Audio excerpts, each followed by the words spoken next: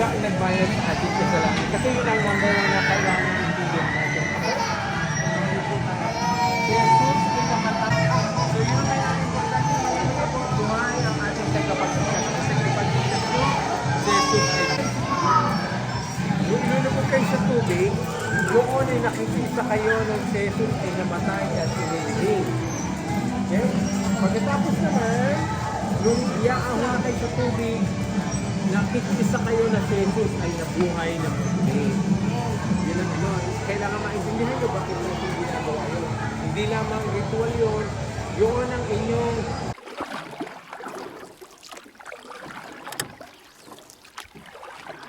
so, ang gagawin natin, nakikisa tayo sa pagkamatay ni Jesus. Yung ilulubog natin sila at nakikisa tayo na nabuhay ulit ang ating Panginoon. So yun po ang simbolo nito, nakikita tayo pagkamatay, pagkalubog at pagkabuhay ni Cristo. Kaya lahat po ay ilulubog, pagkamatay ni Cristo, iaahon, sila po ay nabuhay ng ulit.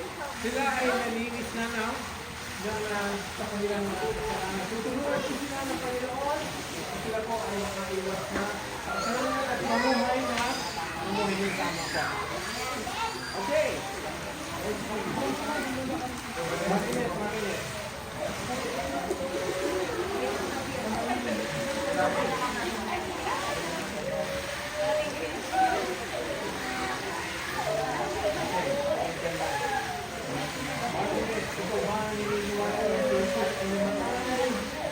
Nilibing, namuhay na mabuli sa kabayan, nakakabuli sa kayanan. Ikaw niniwala na siya at iyong tagapagligtas. Sa pamagitan ng pagkikisal na yan, ikaw ay binabautis na ako sa pangalan ni Jesus. Pangalan ng mga pangalan ni Jesus, pangalan ng banal ng Espiritu Santo.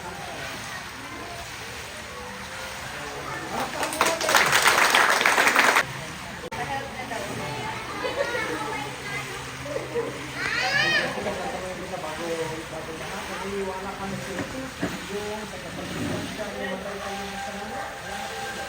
Naniniwala ka siya na ay hindi at kabuhay na siya ay buhay na tagapagligtas mo. Naniniwala ka na siya ay ginagawa lahat ng sabi niya, ikaw ay ginagawa ng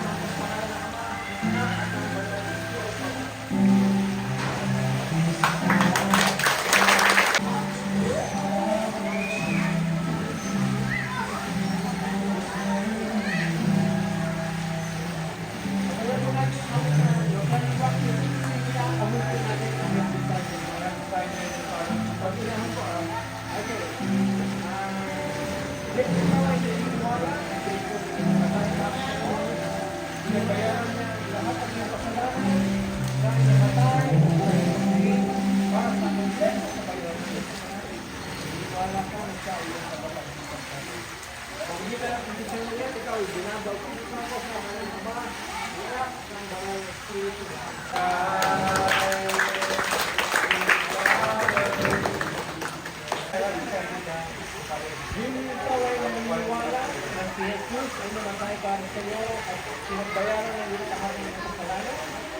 Niniwala ka sa nilibigin at nabuhay na mabuli siya ay buhay ng tagapagligtas mo. Niniwala ka sa pamagitan ito, ikaw ang nalinis na sa iyong kasalanan at sinusunod ang iyong tagapagligtas sa buhay. Pagkita ng kumpisa na yan, binabautis mo ito sa pangalan ng Ama, ng Anak at ng Banal na Espiritu Santo.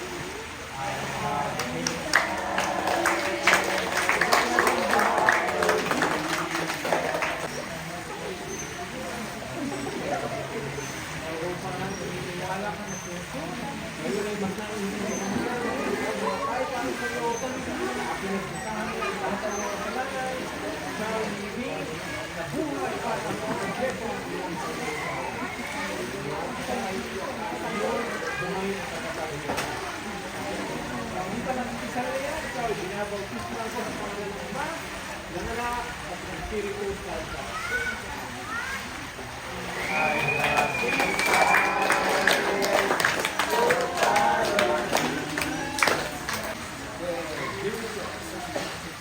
Naniniwala ka na sa Jesus ay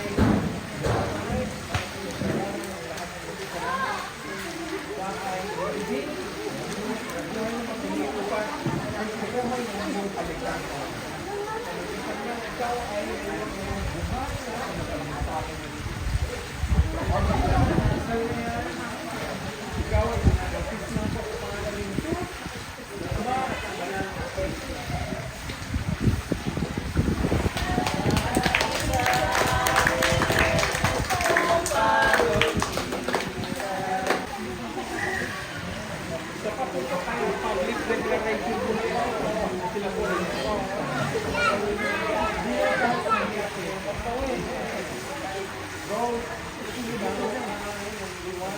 Jesus, ay namatay, pinakatapos para dahil hindi nabuhay na hindi kita kung ito ang iyong kaligtasan.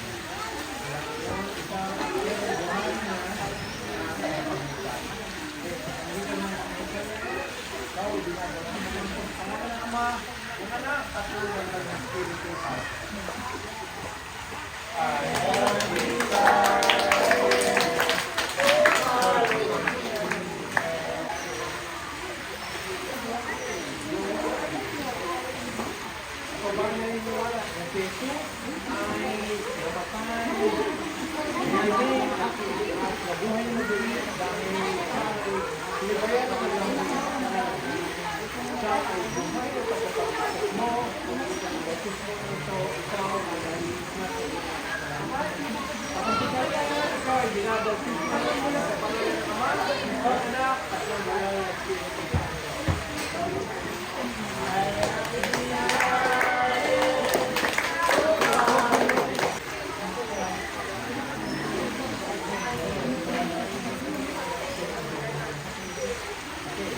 Kaya naniniwala ka ba na si Jesus ay namatay para sa iyo? Siya ay nagsukay, pinipigil at mabuhay na magpigil para pagbayaran ng naniniwala ka sa mabuhay na pagpigil, dahil buhay ka sa kapag-isip mo at sa kapag-isip mo at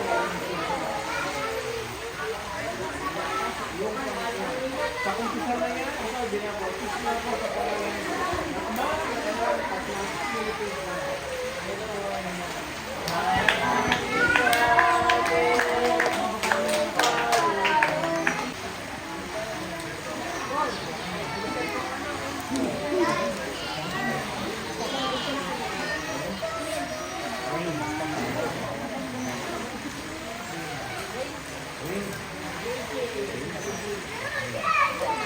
Naniniwala kang Jesus ay hindi na kasakit dahil sa iyong kasalanan. Siya ay nagdusa, namatay, tumibig at nabuhay na ulit. Dahil nabuhay na ulit, yung pagkakita ay buhay na pagkapag-isip mo at bayaran ng kasalanan, kaya ikaw ay nabuhay na dahil hindi ka sa iyong kasalanan. Umpisa na yan, ikaw ay binabautis mo ka sa pangalan ng Ama, ng Anak, at ng Espiritu Santo.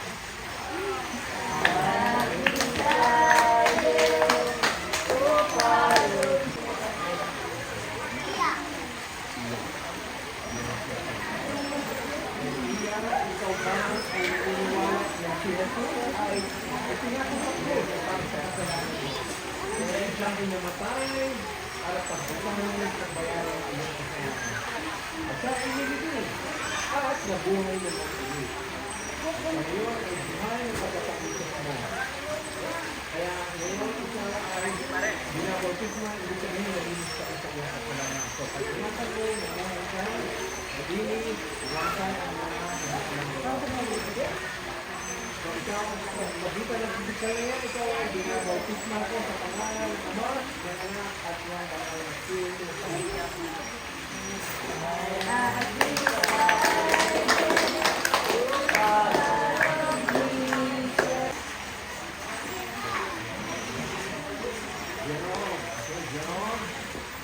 Ikaw sa batang pagkakas na naniniwala ka ng Jesus ay kumatay para sa kasalanan mo. Siya ang inilibing, nabuhay na ulit, ibig sabihin na bayan ng mga kasalanan sa ikaw. Naniniwala ka na dahil doon, ikaw ay dapat na mabuhay ng kaibigan. Sa maling gawain, yung mga bagay mo dahil sa Jesus ang pagkakamisip mo, pinabayaan, nalinis ka sa lahat ng nandito ka sa isang na yan, ikaw ay binabautis mo na pa sa pangalan ng Ama, ng Anak, at ng Banal na Espiritu Santo.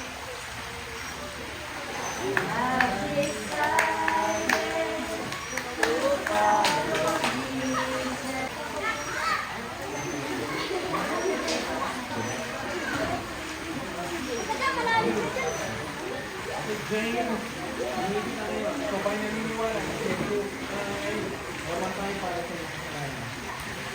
Siya ay nagdusa para pagbayaran ng iyong kasalanan.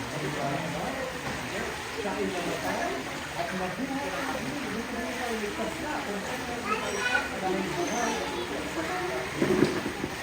Kung dito na yan, ikaw ay nalinis na sa kasalanan mo kaya ito na sa pamamagitan. Okay?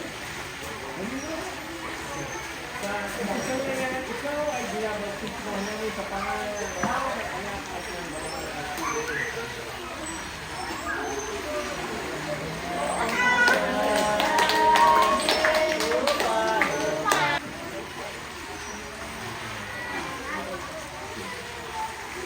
Children, sa mga tinatawag ko, naniniwala ko na si Jesus ay namatay para sa kasalanan. Siya ay namatay. Bibigit na nabuhay para ituloy kompleto na ituloy sa kaligtasan. Dahil may buhay na pagkawa. Sabi niya, binabayaran ko niya sa kasalanan, ikaw ay mabuhay. So mag-ingat ka kayo ng buhay mo. Kaya tayo ay nakapagin ko ng mga gawain. Kasi dalawa sa kasalanan. Dahil sa iyong pag-isal na yan, binabautis mo ang mga sa pangalan ng Ama, ng Anak, at ng Banal na Espiritu.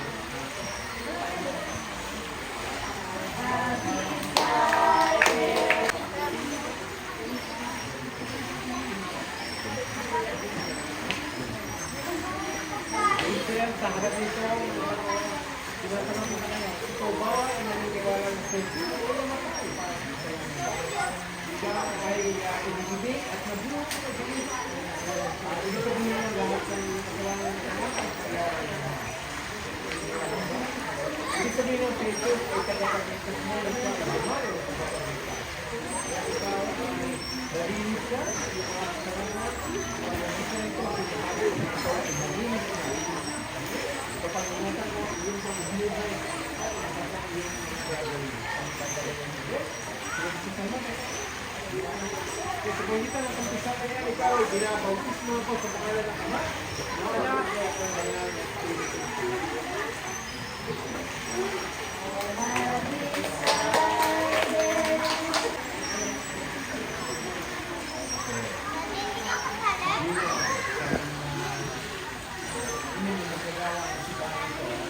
Sa harap nila, sa harap ng mga nakamamili, hindi nyo naniniwala ka ba ng sento ng buhay? Naniniwala ka ang siya ay hindi na buhay na sa binigyan yung buhay na kalapagisa. Siya ay nagagayan ng mga kasalanan. Ito ay nalinis na ito. Ang kita ng bautismo ito, ikaw ay subuhin ito. Ikaw ay nalinis na. Kasama yan, ikaw ay binabautismo namin sa pangalan ng Ama, ng Anak, at ng Banal na Espiritu Santo.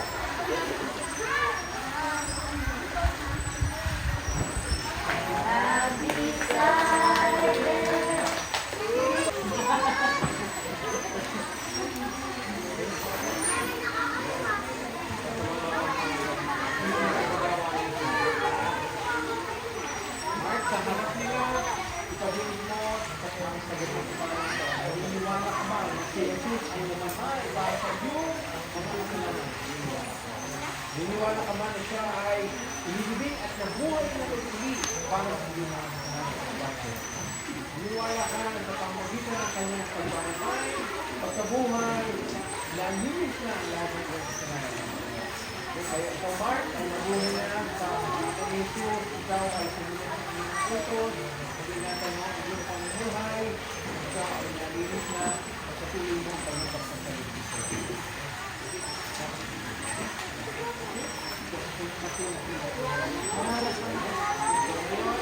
Sa umpisa na yan, ikaw ay binabautismuhan namin sa pangalan ng Ama, ng Anak, at ng Banal na Espiritu Santo.